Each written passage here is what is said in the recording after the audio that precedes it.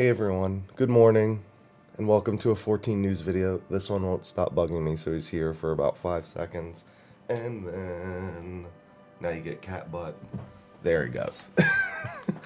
Yeah, it's 5:40 in the morning. I'm recording this news video, and Aloha is not pleased right now that I'm recording and not feeding him, even though his feeding time's not till 6:30. But we got some news for Final Fantasy XIV. And I wanted to record it bright and early. We finally got the website available for Reflections in Crystal, patch 5.3, which is coming out on August 11th, as a reminder for anyone who did not know. There's not a whole lot on this site. There's basically just a little bit of a description of the story, so pretty big story spoilers. If you haven't done Shadowbringers, I'm going to give you warnings now. It's going to be hard to avoid, considering this is the finale of the major Shadowbringers plot points. So you've been warned. If you haven't played through or don't want to learn anything about Shadowbringers, you should probably step away from the video now.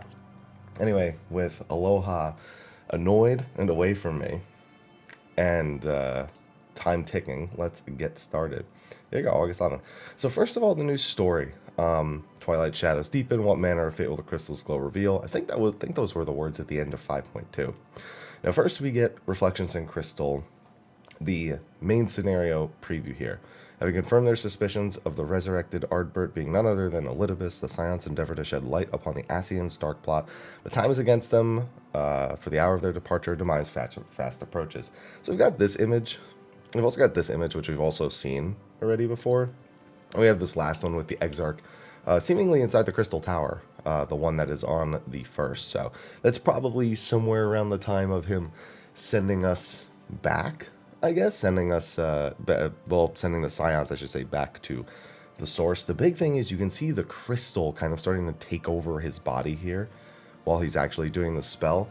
Now, 5.2, he was displaying some form of like shattering almost, but here, while we already know his arms are covered in crystal, you can see it's starting to like reach up to his sleeve and it's starting to crystallize more. You can kind of see it on the parts of his cloak that are on the other side of his body here as well, but it doesn't, and then you can even see a few on his cloak down here as well. So I'm wondering if that's just what time has been doing to him, or if this is a result of the spell that he's actually casting here. That's the last image of the main scenario section. Then we move on to the hero's gauntlet, which I've been told is actually called a journey across Navrant, which makes sense based on the description in other languages. So it is said the hero's path is fraught with danger, and these words will never ring truer, as the whole of Navrant becomes a battlefield across which the warriors of darkness must fight their way. So the question about that is that something that's a result of Ardbert? Because that's what I was figuring, because you can actually see we're going through like a Lakeland-esque, oh no, we're going through, oh, that actually looks more like Ilmeg that we're going through right there. The last time it looked like we were going through like a part of Lakeland with some Ilmeg style structures that were there. So we're going to expect this to be a very outdoorsy, a very, very large dungeon. Still, same formula, trash boss, trash boss, trash boss. You know, that's just the way that works. We also get to look at this boss right here. I don't know what to make of this. I don't know what this means. It's a boss. It's what else is there to say? What I do have something to say about, though, yo, this dungeon gear. Yo, that dungeon gear is holy moly. I actually need to click back into the page. This is all Ascian. I'm sorry, it's not even Ascian style gear necessarily. It is Amaratian style gear.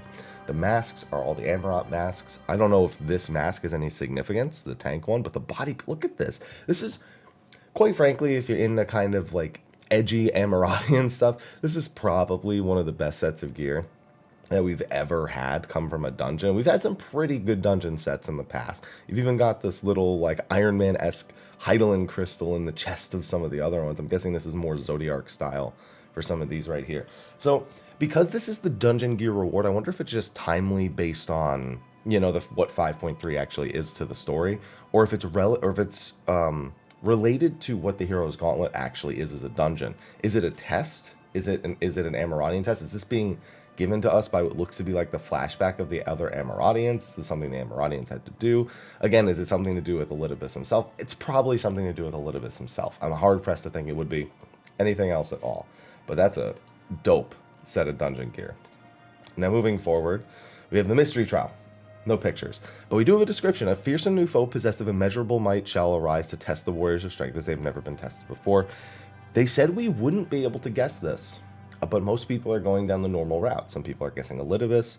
Some people are guessing that it's going to be Xenos with Zodiark absorbed. Some people guess it's just going to be Xenos again. Some people think it could be, oh man, it's too early in the morning for me to remember the name of the last boss from 12, or the name of the Acurian from 12 begins with a V. Vina. There you go. That's the one. Some people think it could be Vina, and he actually survived, and we'll learn the true identity of the current Elidibus, who he actually is, something along those lines. But we're getting a new trial and a new extreme. We also have the Sorrow of Warlet. Now, I had actually thought this was a giant mech that we were going to be controlling, made by the Ironworks, because the color scheme was kind of similar. Doesn't look to be that way anymore. The Uneasy Alliance forged with Gaius Belsar has paved the way to victory over the Ruby Weapon.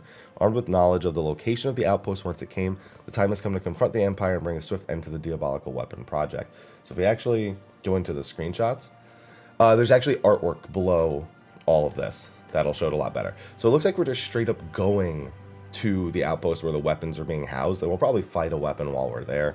Most people, you know, it's the Sapphire weapon. We're expecting us to go and deal with the Sapphire weapon, and I'm hoping that is the case. Now, if we go to the artwork down here, this was the boss that they actually showed. Again, we don't know the real relevance of this boss in any sort of manner. Although, I guess actually, if you look at the top, now that I see her here, she's got kind of like an Amaradian mask up here. It doesn't really look like it. It looks more like a Cthulhu-style Amaradian mask, if I had to guess. But that might be relevant to who she actually is in relation to this dungeon. I'm kind of curious to see if that ends up mattering much of anything. She also is very definitely an astrologian. Look, between the staff and the stars and all this stuff, she immediately, you know, ringed astrologian to me in the first place. But then we have this. I'm assuming that's our Sapphire weapon. I kind of don't want it to be. I want my original theory to be better, that that's a robot we're actually going to be controlling, but I mean, it kind of looks like a Sapphire weapon. It looks like a Sapphire weapon, but I was really hoping it would just be like Ironworks and we'd control it and be a giant robot battle. That would have been my jam right there, but I'm probably wrong. That's unfortunate. And I don't think there's anything else in the artwork down here. Now, as a reminder to everything new coming in patch 5.3, main scenario quests, new dungeon, the Hero's Gauntlet, new trial, new Alliance raid, Yorhad Dark Apocalypse, the Puppet's Bunker.